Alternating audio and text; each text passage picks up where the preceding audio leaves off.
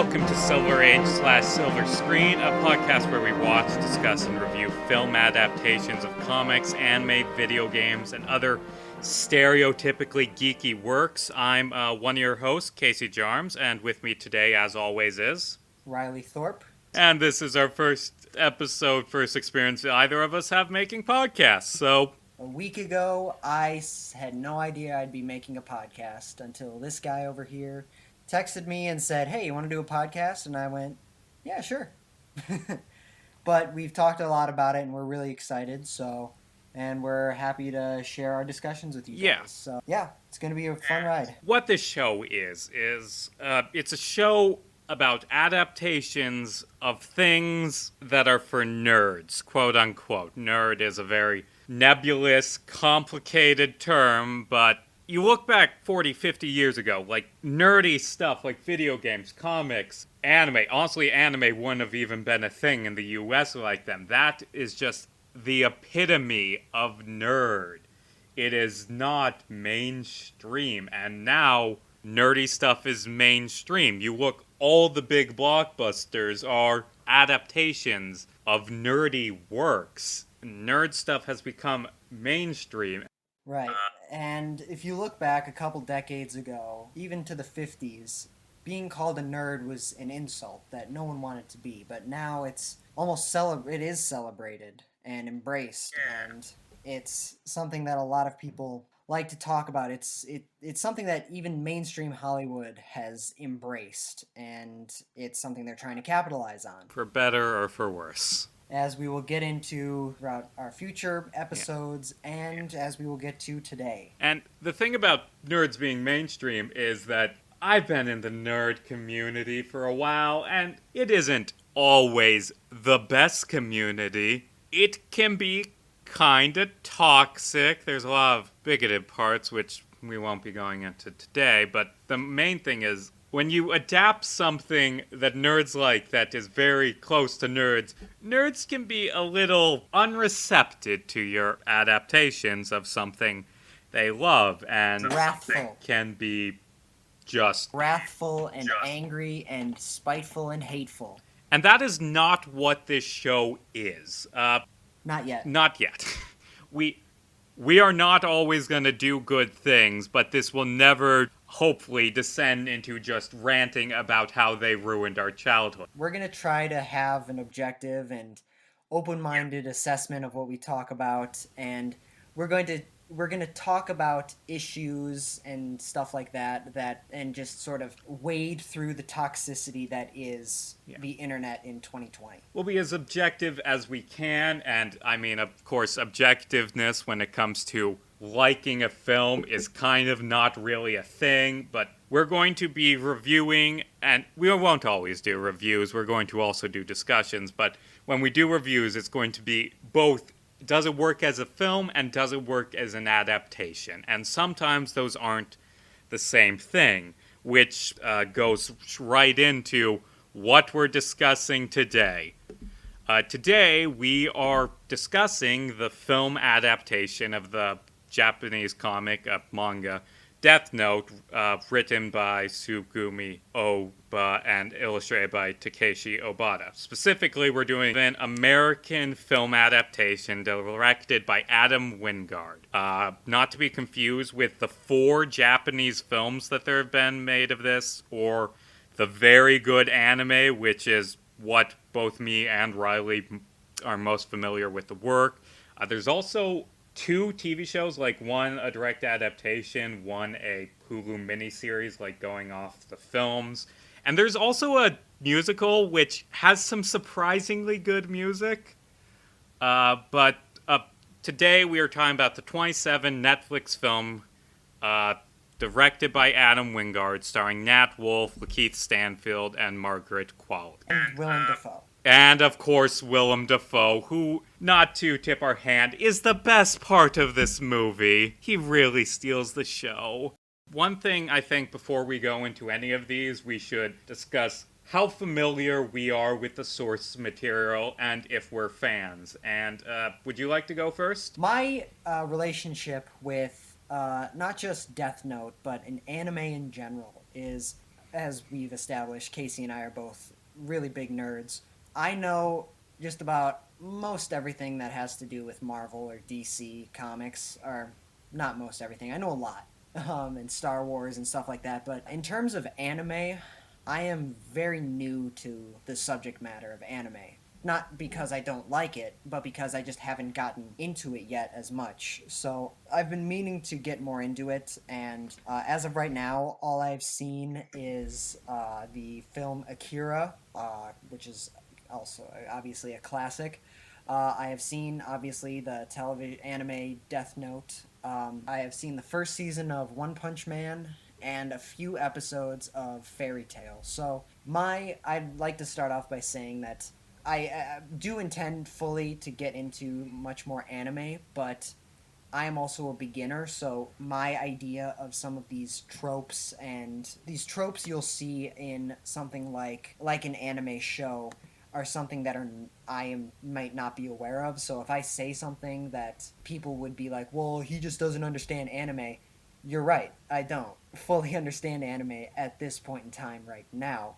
So, just bear with me. I'm new to anime, but I have seen Death Note and I have made my judgments on it, and I'm ready to discuss it here. So that's my perspective. And to contrast, I'm a big anime guy. I've watched dozens of different series. There's like a couple. I currently read the manga for some series because I just want more of good works to be adapted. I'm a big shonen guy, and I was part of the sort of newbie boom that Death Note brought. In the early 2010s, there was a massive surge of Western fans getting into anime by shows like Sword Art Online, Attack on Titan, and Death Note. It was the first anime I really watched as a teenager. I mean, watched things like Pokemon and Yu-Gi-Oh! As a kid, but those were like 4 kids dubs, and I didn't watch all of them. But I watched through all of Death Note in like 36 hours when I was a teenager, and that's what got me into anime. And I've gone through it a few more times. I adore Death Note. It is honestly in my top 10 anime because it's just a very well-made show. It's a very direct adaptation of the manga by Sugumi Oba and Takeshi Obata, and what makes it so good is that it's smart. The whole thing is this brilliant cat and mouse game between these two geniuses, and that is the heart of the work. And that will come up a few times in this review. I'd like to say right now that we are most likely going to be talking about spoilers in this episode, so if you We're definitely haven't spoiling seen... the film. We'll try to keep manga spoilers down, but film is free reign. And what Death Note basically is there's this... It takes place in Japan. There's this guy, his name's Light Yagami, he's a teenager, very smart, very sociopathic, finds a magic notebook, write people's names in it, they die. He decides to take over the world using this. And that brings him to the attention of a brilliant international detective named L, who, because he goes by an alias, can't just write his name down. And what ensues is this just cat and mouse game of these two geniuses trying to outsmart each other. One trying to prove the other is guilty, one trying to find the other's name, and it's very good. So caught in the middle of it is Shinigami Death God named Ryuk. Yeah, Shinigami are essentially the Japanese equivalent of Grim Reapers. Other major characters include Light's father, who is one of the main police detectives working with L, and his love interest, said in air quotes, Misa Amane. Misa's a complicated character, and all these characters appear in the film, but in very different ways. Let's get into recapping the film. Let's describe its plot so we have a framework to talk around. The Death Note film picks up a young man by the name of Light Turner, seeing as though no longer in Japan. It's set, and we'll get into that, but it's set in the American city of Seattle. He is in detention in high school one day, and he receives the Death Note falling from the sky, and he is visited by the death god Ryuk, who tells him that with this notebook, has the power to kill anyone he wants in any way he wants. And he decides to do so by taking out the world's criminals. And he informs this young lady, a classmate of his, whom he sparks up a romantic relationship with. And together, the two of them start changing the world, killing the world's criminals, terrorists, evil people around the world. And this catches the attention of L, a master detective who decided that he's going to take on the case of the international serial killer who the internet has dubbed Kira, which is, I believe they said Celtic and Russian for light, but it's it's Japanese. It's Japanese for killer, and the internet has dubbed him Kira. And there is an entire and the entire globe, it seems like, is worshiping Kira because he is a god who is clearing the world of these terrible criminals, and L is trying to catch the killer Kira, and Light Turner is trying to evade capture at the hands of L. Yeah. And that's essentially the plot of the film. Yeah. How accurate is it as an adaptation? It has a concept. It has characters loosely based off the manga.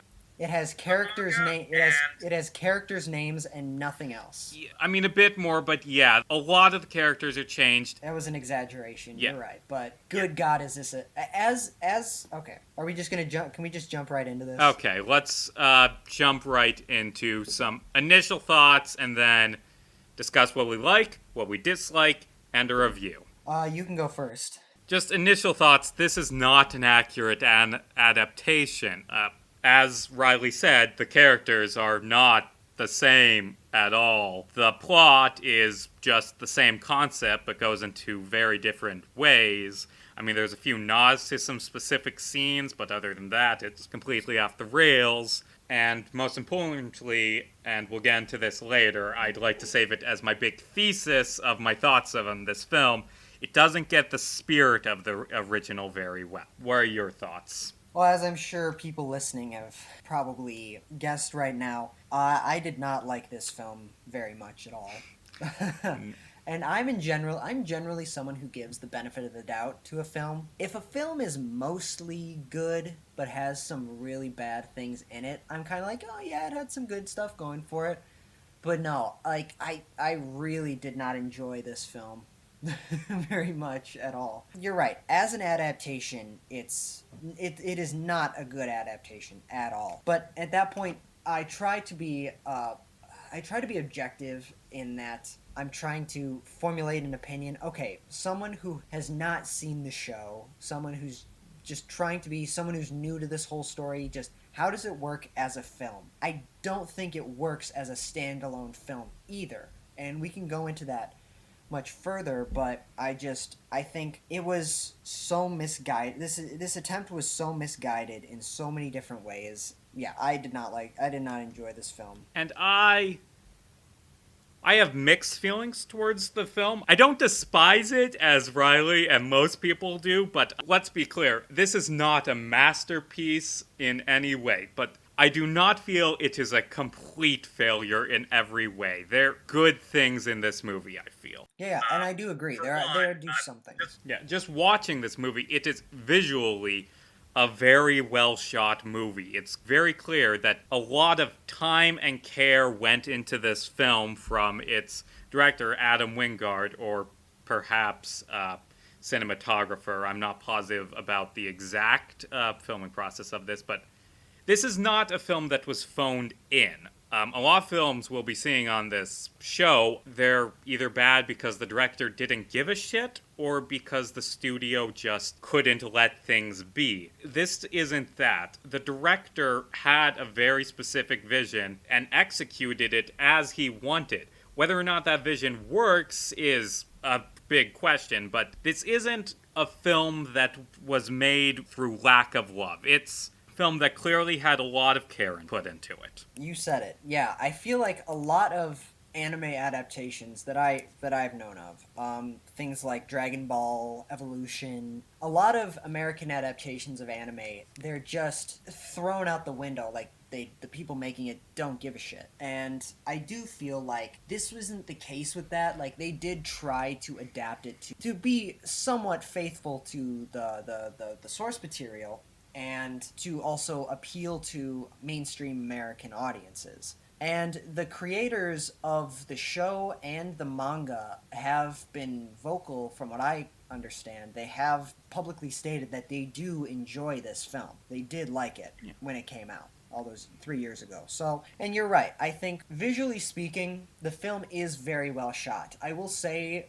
though, the Dutch angles got a little annoying kind of towards the second half of the film. They got a little too Fair much, enough. but yeah, you're right. Like it was very well shot, and there were homages to the original that I did to the show. There were some clever homages that I did think I saw and was like, oh, okay, that is very interestingly incorporated, and that was really cool. But then there were other things that were incorporated and tributed in the show, in the film, that I was like, if I were someone who had not seen the show, I would be like, why the hell is that happening? In general, I feel like when I was watching the show, I kept in my mind, I was like, how would I make this a live action film? It would have to be a longer film, like I'd say over 2 hours. It would have to be, obviously you're gonna cut some stuff out, and I'm like, what would I cut out? But they completely changed like the direction of the story. I think like it would have to be over 2 hours, but then I saw it and it's like it's only like an hour and 40 minutes. So Yes, I'm like, 100 minutes exactly, and a it has hundred like minutes 6 minutes exactly, of yeah. credits. Versus like I'm like, is 37 20-minute episodes of the show. How are you gonna adapt that into a film? Oh, it'd have to be pretty long film. No, it's 100 minutes, and I'm like, okay, okay. They must have. I don't. They must have changed a lot or cut some stuff out, but no, it's just. I just thought the entire film in general was so rushed. In the film or in the show, L, in his search for Kira, he makes a lot of big leaps in order to find out the truth about what's happening. But it's like in the show, they have the time to explain it, and they have the story and the writing to help explain it. But in the film, it's just like he just reaches those conclusions right away, and it's so it's in general, it's very rushed. It doesn't have the same clever writing that the anime had. And I also, one of my problems is that because it changes so much of the source material it's drawing from, there's just some things that make sense to me as someone who has seen the show, but to someone who hadn't seen the show, it would make I would be lost as to what happens. Like one thing that the show did very well that I think the movie does not is its incorporation of the supernatural element to the story, like having the Shinigami, the having Ryuk, having all that in there. And it's just like in the show they clearly explain the rules and what happens, where Ryuk comes from, what is he. They explain all that, but in the film they just don't. He's just there. I feel like it relies so much on you knowing the story of Death Note that, because otherwise you're like, what the hell is this demon doing here? Where the hell did he come from? What's going on there? And it relies so much. I feel like there are elements of the story in the film that rely on you knowing the story of Death Note in order for it to make sense. But then they immediately screw over the fans of the story by taking this incredible cat and mouse game and turning it into this teenage 80s music dating drama, and just completely changing the characters. They butcher the characters, and I'll get to that. Oh god, they do. Like, the character who gets hit hardest is Light Turner, not Light Yagami, because, I mean, I'm fine with them switching to the US. I wish they went further with it, but they do have a small moment that justifies it being in the US and doing something with it, with, like, James Turner, Sorcerer Yagami's counterpart, being hated by other cops for investigating Kira. And I'm like, okay, that's a nice thing. That's a nice reason to put it in US. But also, I mean, there aren't enough roles for Asian actors in general. Why you gotta make a bunch all the Asian people in the original white? But that's not the big thing. The big problem is in the rest of Death Note. I mean, a few of the changes to light originated in the live action TV show, but they weren't as extreme. But in the manga and the anime, Light is evil. He is completely evil, brilliant narcissist with no care for anyone else. And the film tries to make him a much more sympathetic, much more human character. And that isn't necessarily bad, but it is very different and would turn off a lot of people who like other versions of Death Note. And when you change something in an adaptation, it isn't necessarily bad. That is a view of mine that I want to make clear on this show. But it does raise the question of why you're changing this and what is the motive. And I get the feeling that they make Light a more sympathetic character because, oh, that's deeper, that makes it a better film. But no, Light is a good character in the manga. He's a flat character, but he's still complex. He's got very clearly defined motives, character flaws, and strengths. And the character in the movie, I don't think Nat Wolff is a bad actor in this. I've heard a lot of criticism for him. He plays the character as well as he can. It's just that the character is average teenager who, instead of wanting to take over the world, is motivated by big titty goth GF. It's literally the first scene of the movie is him spying on Mia. I realized when watching the film last night that they took Light and L. They took the most fascinating part of their characters, at least for me, and just flushed it down the toilet. Yeah. Light's most fascinating character trait for me personally was his intelligence, how he gets himself into these situations and how he thinks of these extremely complex ways to get himself out of the situation. And so his intelligence was so engaging. And yes, in the show, he's a psychopath. He is insane.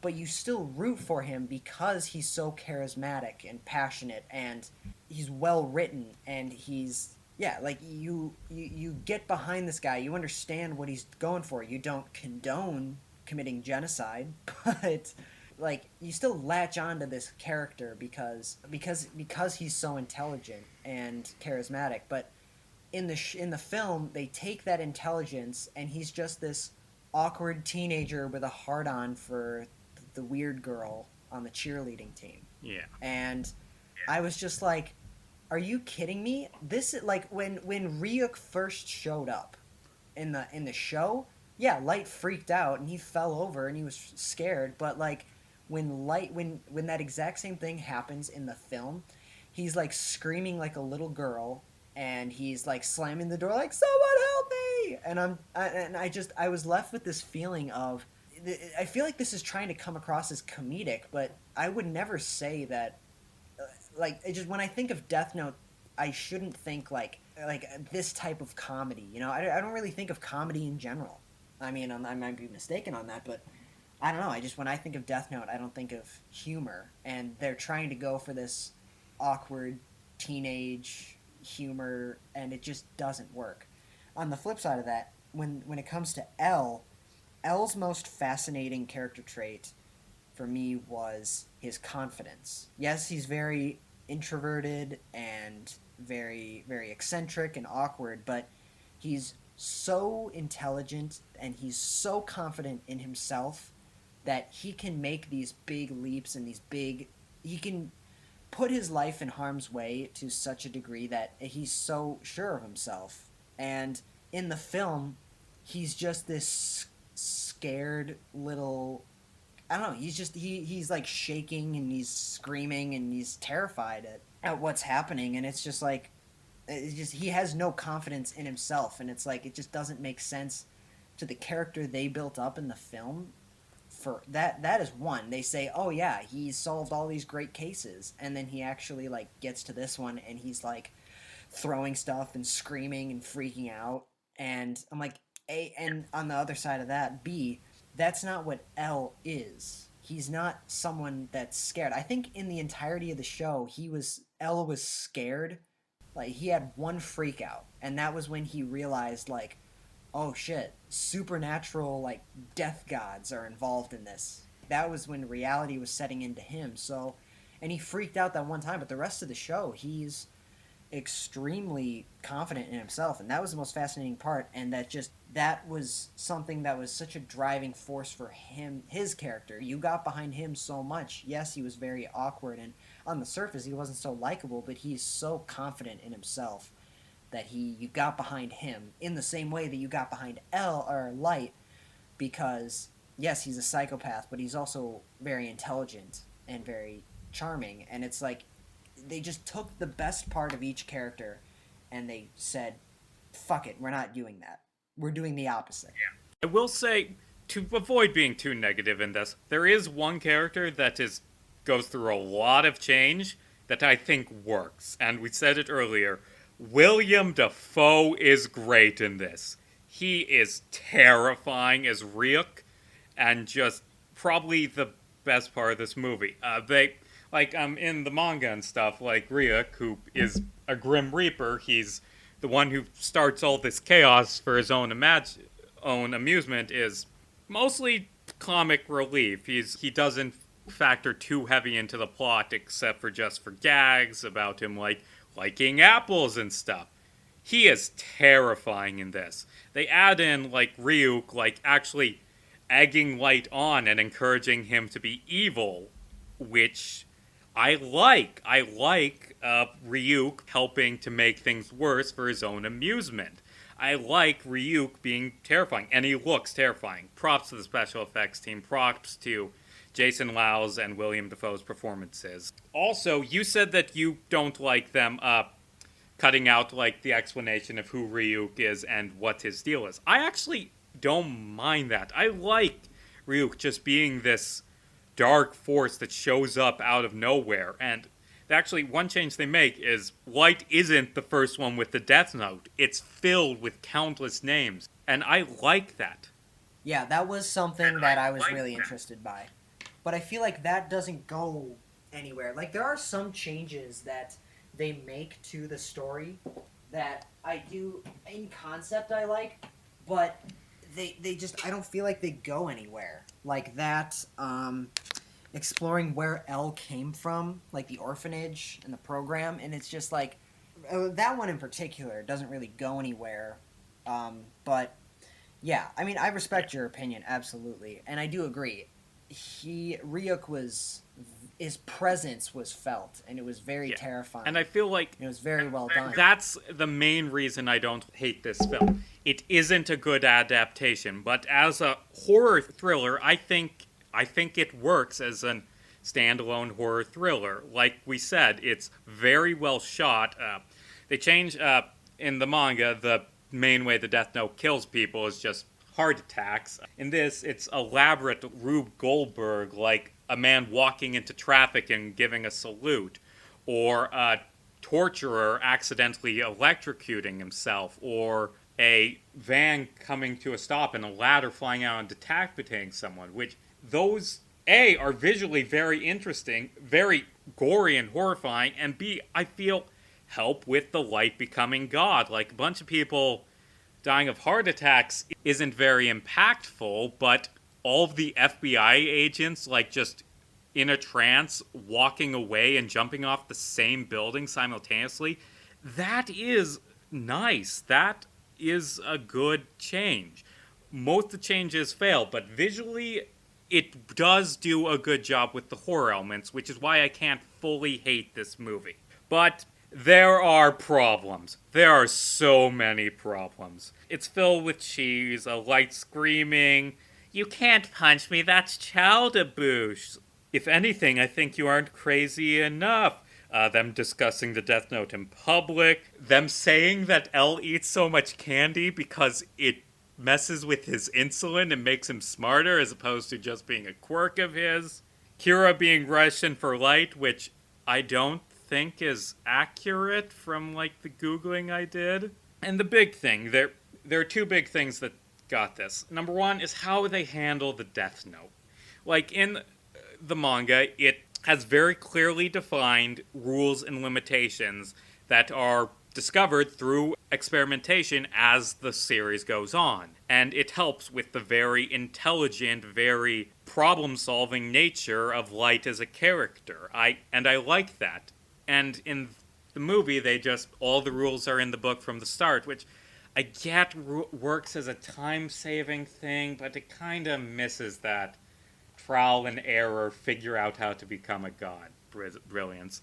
Also, there's some changes to the rules, which feels more sacrilegious than some of the character changes. There are two big ones. Number one, they exaggerate the mind control powers of that Death Note. I mean, it kind of exists in the manga, but it's never really played up that it's mind control, because it's only ever used to control people in ways that are within their character, as opposed to in this, where it just makes Watery go into a trance and betray L, which is not something he would do. They do nerf the mind control a little bit by switching it from 3 weeks control to 2 days. And they have it so you can erase a name when it's in the Death Note. And I don't like that. There's this sense of finality in other versions of Death Note. When you write someone's name in the book, they are dead, no questions asked. And I really hate that you can undo that in the film.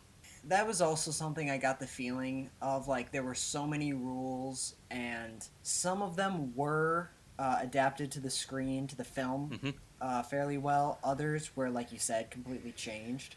So like I said, I'm like, as a fan of Death Note, I'm like upset, I'm pissed off, because I'm like, they're changing the rules of the Death Note for story-based purposes that aren't exactly ending up very well in terms of how I'm enjoying this. But then it's also like, there are some rules that are the same.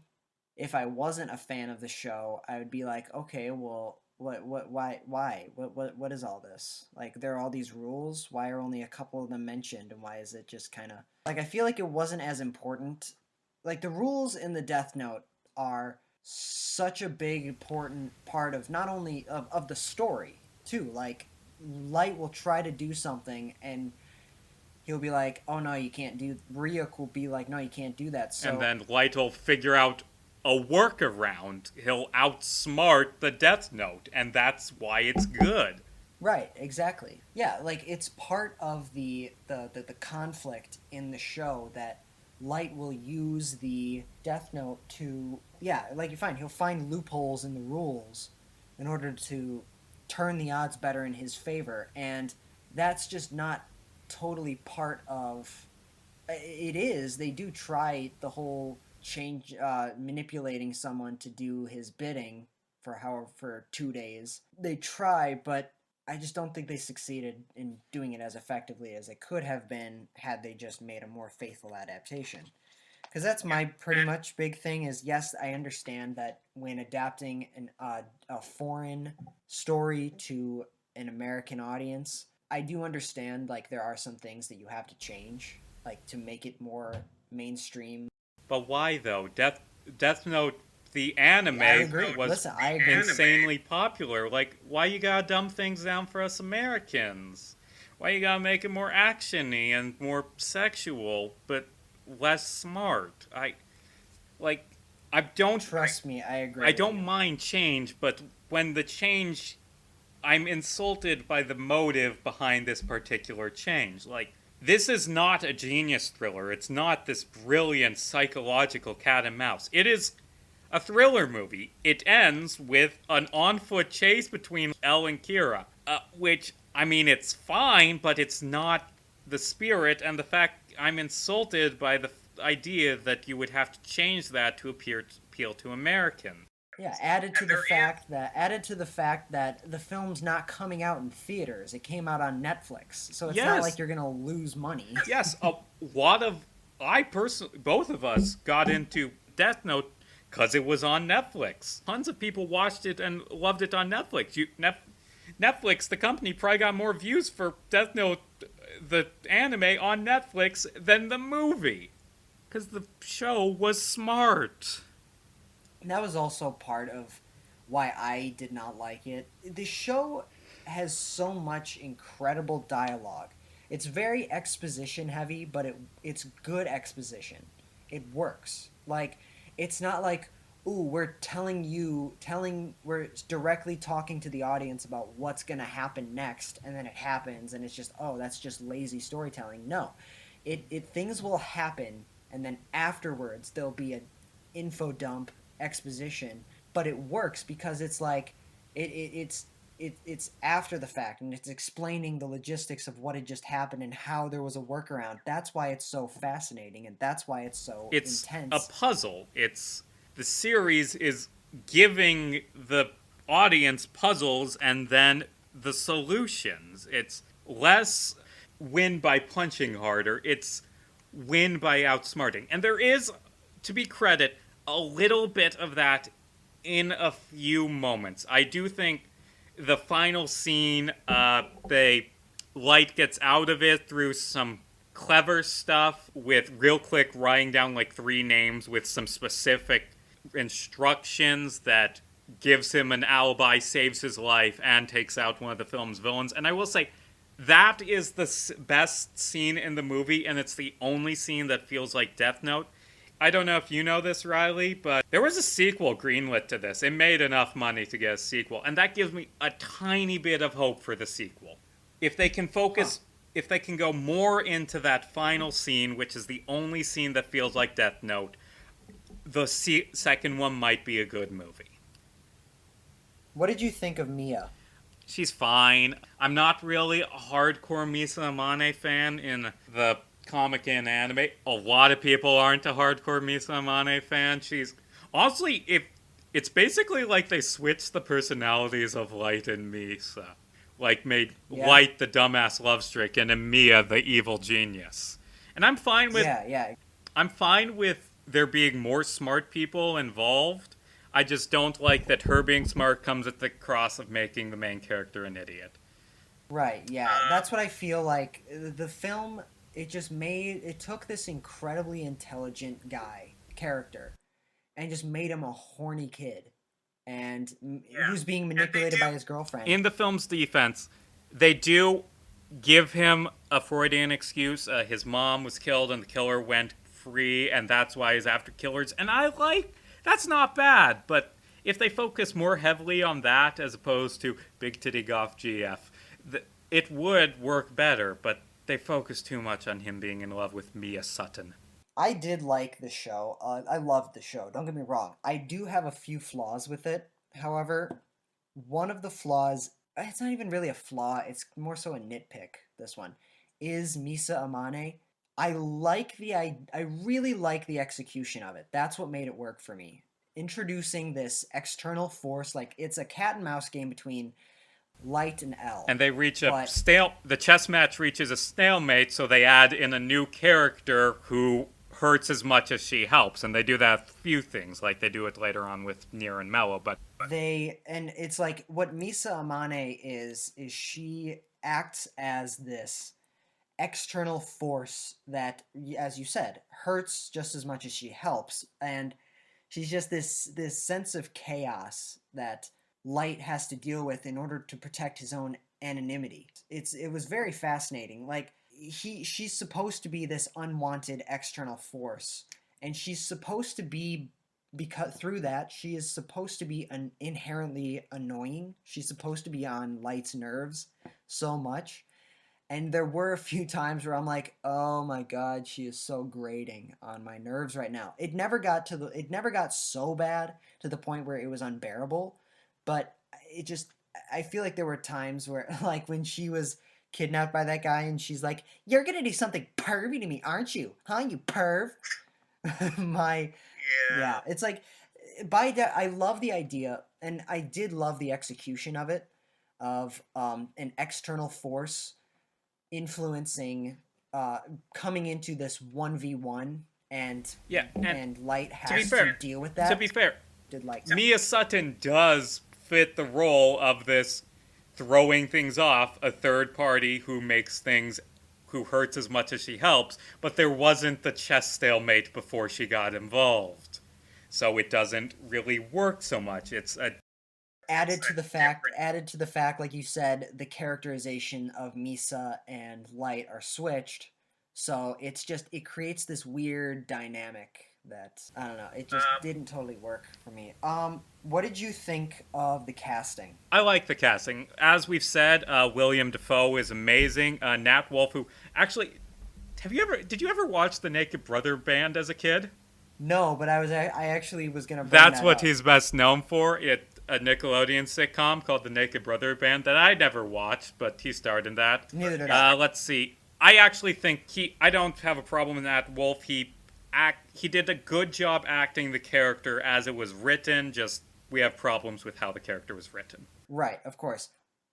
His brother actually is also done a lot of acting. Who also did the Naked Brother Band with him. He was in Hereditary, which was a horror movie in 2018 that I adore. He was in Patriots Day, which was about the Boston Marathon bombing. He played one of the terrorists.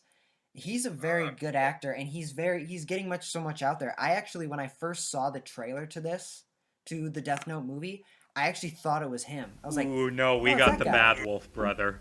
Then I looked him up. I'm like, oh no, it's not him. It's his brother. Also in the cast, Lakeith Stanfield, I think did a pretty good job as L. All of the characters are so different, it's hard to judge. I don't think any of them are bad actors. And we've mentioned William Defoe. Someone I also really liked in this, Shea Wingham as Light's father. I'm curious how you thought. I liked this film's version of Light's father. Like I said, the U.S. and Japan have different ideas about how police act and how they should act. Soichiro Yagami does not feel like an American cop. James Turner feels like an American police detective while still having that cares about the main character but is dedicated to his job and catching the bad guy. I thought he worked well. I completely agree with you on Light's dad. I thought he was a very good adaptation, like an American adaptation of that character. I will disagree with you on one thing, however. I think Lakeith Stanfield is a great actor. I love the guy. He was in Get Out, Knives Out, Sorry to Bother You. He was in the last season of BoJack Horseman. He played Guy. Oh, who did he play? Guy. Ah. Yeah, yeah. I think he's a very good actor. And I think he was terribly miscast in this film. I think he was so terribly miscast. Like, the entire time I'm watching him, I don't get the feeling that. I feel like he's not. Because Light is a character that's supposed to be very, very. He's supposed to be very introverted and awkward. And the entire film, I never got the sense that he was introverted and awkward. I thought he was a guy going over the top, pretending to be awkward and eccentric and introverted, and it just never really worked for me. Like, the guy is a great actor. Lakeith Stanfield is great. I love the guy, but he was sorely no, I don't. He did not work for me as L. Fair enough. He got like the good. I liked the whole like his posture thing, like the physicality he brought to it, and but like or like when he's hunched over and stuff like that, and he's walking around and he's kind of. I liked like that was really it. His delivery of the lines, his reactions. I think that it just didn't feel organic to me. Like in the beginning, when it's first when he not when he first shows up, when he is, I believe he's talking to Light's father. He is like digs his hand into a bowl of candy, and the candy just goes all flying out. Mm-hmm. And then he gets up and sits on his knees like that, and it just that whole interaction and so many other interactions like it throughout the film, they didn't feel organic. They felt so forced by a guy who is just, it seems like I've said, he just feels like he was pretending to be the character versus being the character, you know? Fair enough. So, yeah, I thought Nat Wolff did a decent job for what he was given. I just think that what he was given was it was given more heart than most anime adaptations, but I just think that it was misguided is my thing. Like I thought to myself, um, how would the entire time watching the show and even watching the movie, and I was like, how would I have turned Death Note into a live action film? And I do have some ideas on how I would have done that. Most of them are cutting out some flaws I feel like the show had, because I did love the show, but I do have some flaws with it. As I mentioned, Misa got a little grating at times. Never got too bad, but there were times where it got a little over the top for me. But in terms of flaws, there were times when watching it, I felt there were some story decisions, really just two in particular, that didn't really work for me. Like that part in the middle where, and this is spoilers for the show, by the way. So, that part in the middle where Light gives up the Death Note and the other Shinigami gives it to that board of businessmen, or that guy in the businessmen. I liked. Okay, this is what I'll say about that. I actually kind of fell off watching the show for a little while about that time because it just for me it got a little directionless Yeah. is my problem. And that is the thing a lot of people say about Death Note. It's three story arcs, and the first one, which is the direct L versus Light, is the best. The other two Yeah, change of that course. up and don't hit as hard. They still have the smart stuff, but they lack the certain focus. Right, exactly. Like my favorite part was like the first half of it, I'd say. Like when it was L versus Light and Ryuk was around and that was in my eyes as perfect as it could be. When he gave up the Death Note, it seemed a little directionless and I got a little bored with it. But I will say the towards the end of that arc when the task force is honing in on the business guy who has that Death Note, like the last, I'd say maybe 2 episodes of that was picked back up, and I was like, oh shit, this is getting good again. And the payoff to that story arc Yeah. when Light gets the Death Note back, all of that, and the chase, The all that was iconic, all according to Keikaku, Keikaku means plan. yeah, yeah. And so yeah, I just feel like the payoff of it was good. I just feel like watching it, I was like, come on, let's pick back up. Let's go. Um, one other thing that I wasn't the biggest fan of. It's okay. So this, as we mentioned before, and again, spoilers here. As we've stated before, it's a cat and mouse game between two characters. One of those characters is killed off, like 2/3 of the way through, and I was like, wait, what? Are you what? Hold up. What? There's still like another 8 or 9 episodes to go. What are we gonna do?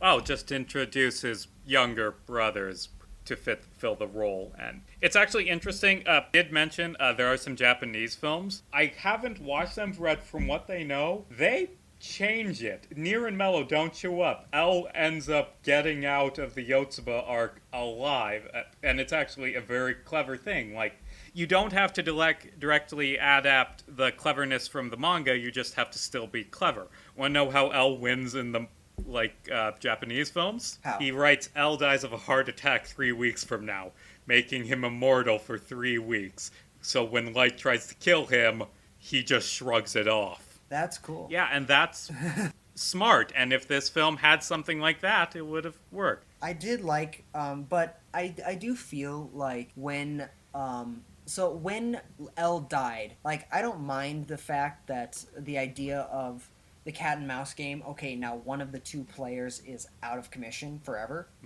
and it jumps forward like 5 years, I believe, and I didn't mind that, and then I like the idea of L is being replaced by someone else. Like I like that idea of okay, there's someone else come to replace him. Even more than that, I liked the idea that there's two of them who have their own rivalry against each other. So it's a cat and mouse game between two people again, but one of the two people, it's like there's another two people going at it. Yeah. And that I just there was my issue with it is not so much the idea the idea was incredible and had so much promise, but it just didn't pay off on that promise, I feel, cuz really just like the rivalry between the two, Near and that other guy, I can't remember his name, but it's like Mello, that guy. The two of them, it's just like their rivalry just it was there for like an episode or two and then it ended and it's like, okay, Near's the new L. And it's just like I feel like if they wanted to properly do that arc, they should have gone a lot long. They should have gone all the way with it. Like they should have even had maybe more episodes to flesh out the relationship It is between. worth noting. It is worth knowing the arc is longer in the manga and does feature more stuff between those two. But I haven't read the manga, so I can't say if it works. Okay, yeah. See, that's what I think they should have done. They should have had more episodes to and put more focus on fleshing out the relationship between those two guys. And because, like I said, it had the concept of that having so much had so much promise that I feel like it just kind of didn't deliver on. And don't get me wrong, like it was still for the most part the last like 8 or 9 episodes when that was happening were still really great. It's just I just it could have been so much like that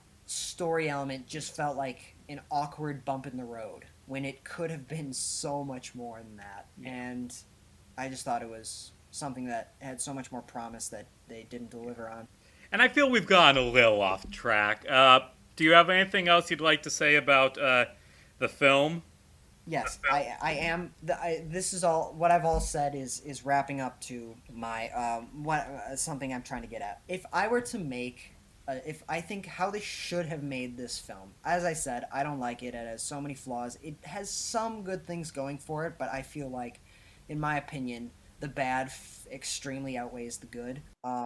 But if they make a sequel, I guess I'm there for it. I'm not this type of person that tries to be negative about everything, but it's just my honest opinion of how I feel. But this is how they should have made the film. Yes, they could have cut out some stuff like those two little mini arcs in the show. I wouldn't mind cutting those out, changing that out. But really, I think that this one of my flaws from the get go was how they established Light's character as a psychopath, and you're just sort of and they tell you to just accept the fact that he's a psychopath, and they're just like, yeah, he's a serial killer, just go with it.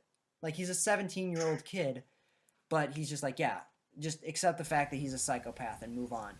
I think I even said to myself, I hope that they kind of give him more of a character arc, like to explain why he's this sociopathic, and they never do. So, in addition, and when it came to making how they should have made this film, yeah, sure, they could have toned down some stuff, some characters. They could have cut out some less than ideal subplots.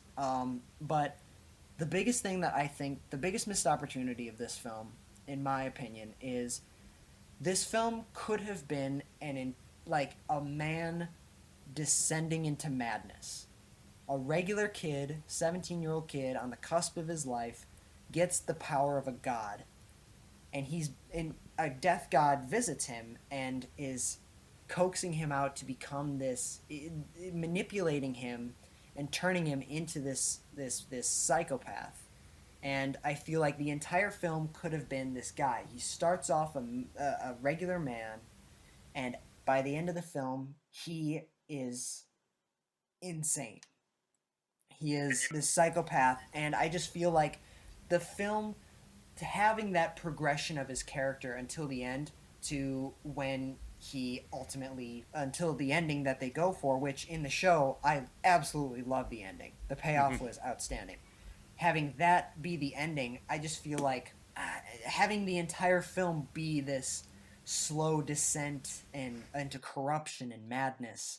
I just think like that this film was such a great opportunity to, yes, cut out some unnecessary subplots, or not unnecessary, just some not as compelling stuff. Cut out, like, kind of tone down some characters, but also like have Light go through an entire character arc, and they just didn't do that. He's just a horny kid trying to get it with the girlfriend, To and be it fair, just doesn't.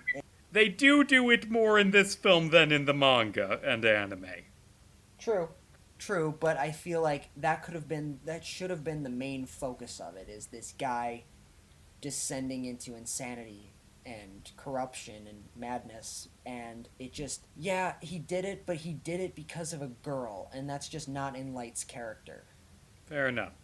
You think we're ready to give final scores? Yeah. Okay, on a score of 1 to 10.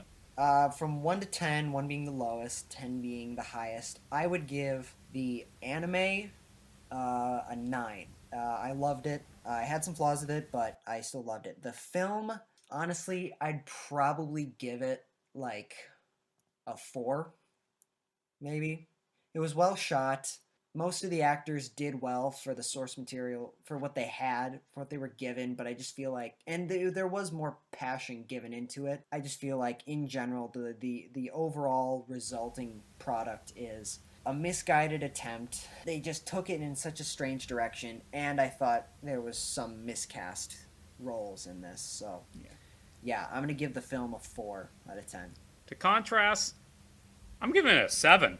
I think it's awful as an adaptation, completely misses the spirit of the original, but I do think it has elements that make it a good standalone horror thriller.